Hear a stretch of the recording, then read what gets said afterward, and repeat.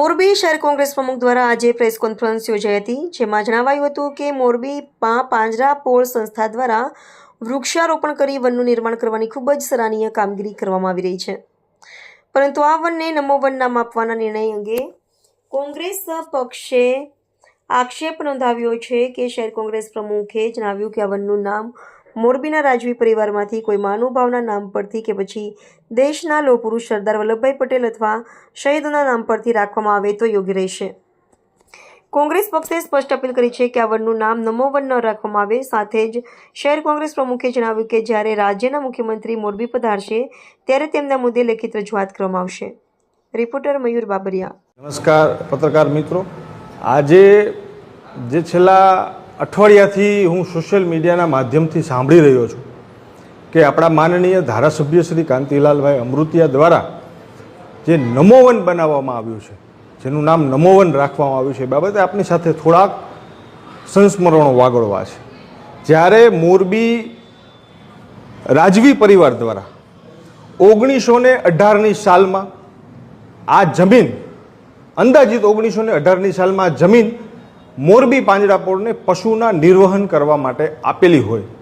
ત્યારે આજની તકે આપના માધ્યમથી મારી વિનંતી છે ધારાસભ્યશ્રીને કે આ નમોવનની જગ્યા પર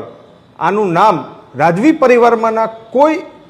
એક પરિવારના વ્યક્તિના નામ ઉપર આ નમોવનની જગ્યાએ કોઈ રાજવી પરિવારનું નામ રાખવામાં આવે। જ્યારે આ પશુઓના ચારણ માટે અને પશુઓના નિર્વહન માટે આ જગ્યા આપી હોય અને આવડી મોટી જગ્યા આપનાર રાજવી પરિવારનું કોઈ નામ ન રાખવું કેટલા અંશે યોગ્ય? જેમને આ દેશના એકતા અને અખંડિતતા માટે પોતાના રજવાડાઓ બલિદાન આપ્યા હોય, પોતાની સર્વસ્વ મિલકત સંપત્તિ આ દેશને રાષ્ટ્રને અર્પણ કરી હોય, ત્યારે જ્યારે આવડું સરસ કાર્ય થઈ રહ્યું છે, આટલા બધા લાખો વૃક્ષો વવાઈ રહ્યા છે, ખૂબ સારું કામ છે, ત્યારે આ રાજવી પરિવારને ભૂલી જવો કેટલા અંશે યોગ્ય? બીજી વસ્તુ કે આપના માધ્યમથી હું એ પણ જણાવું છું કે જો રાજવી પરિવારનું નામ ન રાખવું હોય તો આ જે સ્મૃતિવન બનાવવામાં આવે છે એને સરદાર વલ્લભભાઈ પટેલ સ્મૃતિવન બનાવવામાં આવે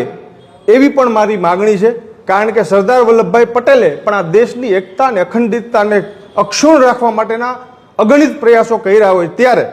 એક શહેર કોંગ્રેસના પ્રમુખ તરીકે માનનીય ધારાસભ્યશ્રીને વિનંતી છે કે આ કોઈ રાજવી પરિવાર અથવા સરદાર વલ્લભભાઈ પટેલ સ્મૃતિવન આ વનને નામ આપવામાં આવે એવી માગણી છે। આ કાર્યક્રમમાં મુખ્યમંત્રી પણ આવી રહ્યા છે, જો નમોવનનું નામકરણ બદલવામાં નહીં આવે તો કોંગ્રેસ પક્ષ શું કરશે? બિલકુલ, અમે જો મુખ્યમંત્રી 17 તારીખે આવી રહ્યા છે ત્યારે જો નમોવનનું નામ બદલીને રાજવી પરિવારના કોઈ વ્યક્તિનું નામ અથવા તો સરદાર પટેલ સ્મૃતિવન નહીં બનાવવામાં આવે તો શહેર કોંગ્રેસના પ્રમુખ તરીકે અમે અમારી ટીમ સાથે મુખ્યમંત્રીને રજૂઆત કરવા જશું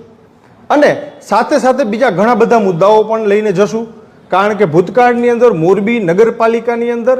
નંદીઘર હોય, 45D હોય કે આવાસ યોજના હોય, આ તમામ કામોની અંદર ભારતીય જનતા પાર્ટીના શાસકો દ્વારા ખૂબ મોટા પાયે ભ્રષ્ટાચાર કરવામાં આવ્યો છે। આ ભ્રષ્ટાચારની ફાઇલો પણ અમે લઈને ત્યાં જશું, કારણ કે અમારી વાત મોરબીના કમિશનર સાહેબ શ્રી દ્વારા સાંભળવામાં નથી આવી, હજી સુધી કોઈ તપાસ નથી થઈ, હજી સુધી કોઈ ઉપર કાયદેસરની કાર્યવાહી કરવામાં નથી આવી। એટલા માટે આ નમોવનની જગ્યાએ નામકરણ બદલવા માટે અને જે મોરબીની અંદર થયેલો ભ્રષ્ટાચાર છે એ તમામના કાગળિયા અને ફાઇલો લઈને અમે મુખ્યમંત્રીને રજૂઆત કરવા જવાના છે।